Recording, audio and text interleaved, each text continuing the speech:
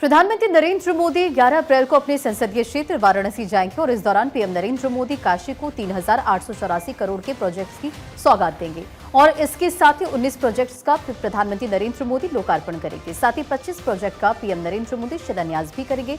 PM के दौरे के चलते मेहंदीगंज और आसपास के गांवों में सतर्कता बढ़ा दी गई है। जनसभा स्थल पर मंच और पंडाल बनाने, बिजली आपूर्ति के लिए खंभे लगाने, इसी के साथ हेलीपैड निर्माण कार्य, साफ सफाई और गाड़ियों की पार्किंग की व्यवस्था का जो काम है वो युद्ध स्तर पर किया जा रहा है।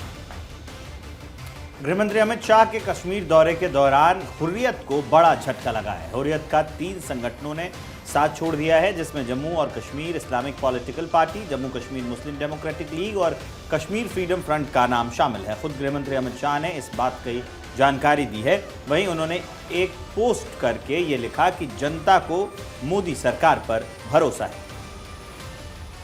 योगी कैबिनेट की अहम बैठक में 13 प्रस्ताव पर मुहर लगी है। इसमें योगी सरकार ने पीआरडी यानी कि प्रांतीय रक्षा दल के जवानों का भत्ता बढ़ाया है और इसकी वजह से 34,000 जो जवान हैं उनको इसका फायदा मिलने वाला है। साथ ही अयोध्या में डे केयर स्कूल बनाने का भी सरकार ने फैसला लिया। वहीं हाथरस में मेडिकल कॉलेज की स्थापना के लिए जमीन ट्रांसफर को लेकर के भी बड़ा फैसला सरकार की तरफ से लिया गया। वहीं गाजियाबाद के साहिबाबाद में फल और सब्जी मंडी में एक बार फिर से बुलडोजर गरजा। अतिक्रमण हटाने के लिए प्रशासन ने सब्जी मंडी में बुलडोजर चलाया। इससे पहले भी इस तरह की कार्रवाई की गई थी, जिसमें व्यापारियों का भारी विरोध मंडी समिति को झेलना पड़ा था। आज दोबारा से इस अभियान से सब्जी मंडी के अंदर अफरा तफरी का माहौल दिखा। व्यापारियों का आरोप है कि मंडी समिति की कार्रवाई से उन्हें खासा नुकसान हो रहा है। और अब चलिए बिहार चलते हैं। बिहार के मुजफ्फरपुर में एक बार फिर पुलिस टीम पर हमला किया गया है। बताया जा रहा है कि 2 परिवारों के बीच विवाद चल रहा था। इसी विवाद को सुलझाने के लिए बोचहा पुलिस की पेट्रोलिंग टीम मामले की जांच के लिए पहुंची थी, जहां पुलिस टीम पर महिलाओं ने हमला कर दिया। इस हमले में एक पुलिसकर्मी के सिर पर गंभीर चोट आई है, जिसकी हालत भी गंभीर बताई जा रही है, जबकि 2 और पुलिसकर्मी भी इस हमले में घायल हुए हैं, जिन्हें अस्पताल में भर्ती करवाया गया है।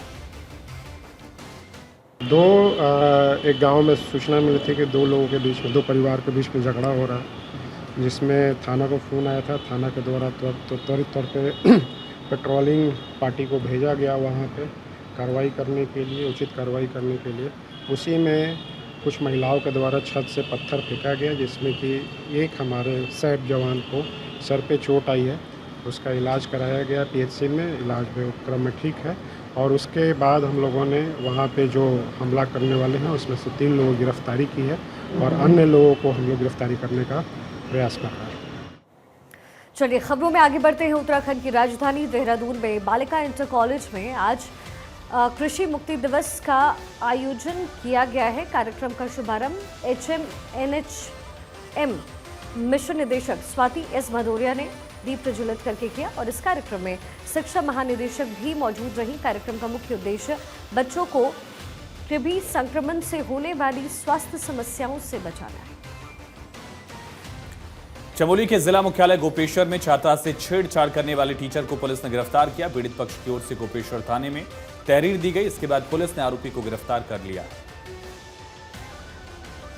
गोपेश्वर थाने में एक माइनर बच्ची के पेरेंट्स की तरफ से एक तहरीर प्राप्त हुई है, जिसमें जिस स्कूल में बालिका पढ़ती है उसी के एक टीचर पर बच्ची से छेड़खानी के आरोप जो है उसमें लगाए गए हैं।